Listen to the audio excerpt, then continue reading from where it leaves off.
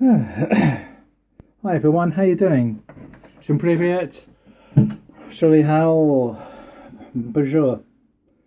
I've just been listening to a very interesting story downstairs from Marcia come and share with me, and it made me thought of a interesting, well, ghostly story.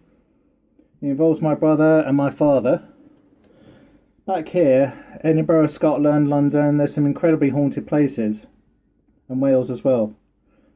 They just happened to be in the Welsh area at the time for a 2 week break, and they stayed in this old Welsh cottage. Beautiful little place it was. I'm just going by from what they told me, rather us. So they had this other dog with them at the time, and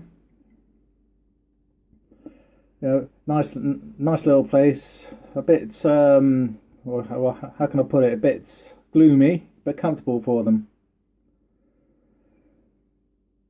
Anyway, they just decided to go out for a walk one day into the woods. My father at the time was in his 50s, and I think my brother then was about 17.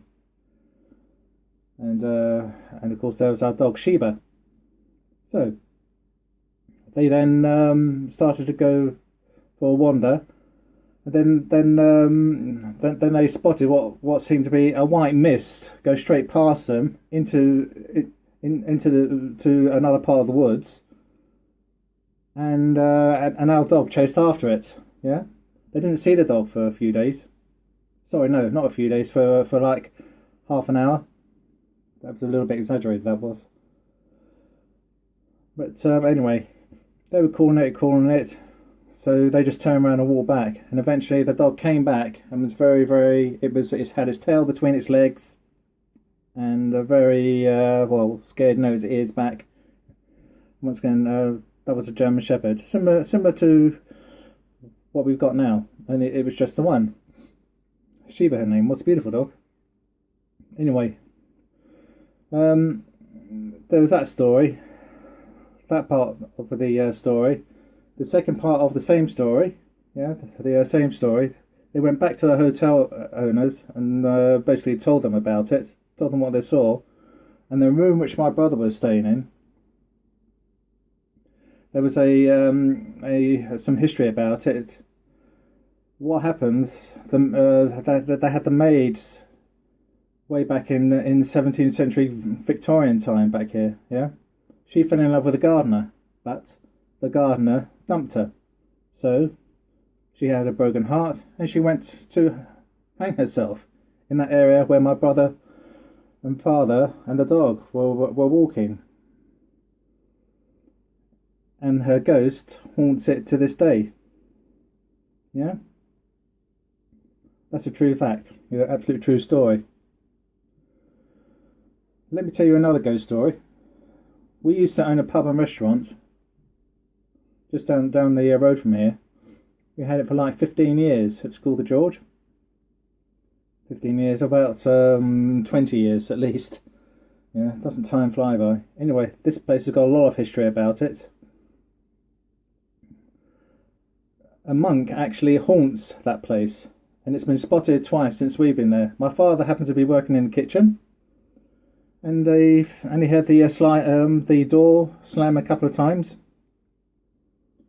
And he went out, had a look, and saw a black hooded figure, and it just disappeared into the wall. Yeah. And because it was a B&B place, we had customers who have heard things going bump in the night, footsteps, that kind of thing. Because it was such an old pub, the floors used to creak, through footsteps. My brother stayed there a couple of times, well, quite a lot, and he used to wake up in the middle of the night and find all the lights were on. So he used to go all the way downstairs, switch them off, walk all the way up in the dark. And I think the one which is quite bizarre, was when we had some residents staying, more residents, they complained about somebody trying to push them down the stairs. You know, you can imagine walking like that and somebody pushing you to a turn around, no one there. All these are absolutely true. And going on about the same place, the pub. Bar staff happened to be working behind the bar one night. And there was and you know when you go to bars or restaurants you see ice buckets. Well, the manager put an ice bucket in one corner, went to serve a customer, came back to get some ice, and the ice bucket had been moved from there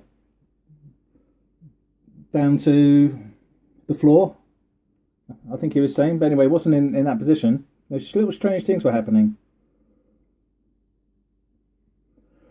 And a lot of the time people did use to sense presence, because when there's a ghostly presence, and I've not actually felt any ghostly presence, anything like that, the rooms usually goes cold, yeah. And so that's basically those little ghost stories. Anyway, I wasn't too sure whether to upload this now or wait till Halloween, but they are true, so I think I will upload it. Take care, everyone. Thumbs up, question me, subscribe. Bonjour. Merci beaucoup for watching. Baka. And I'll speak to you soon.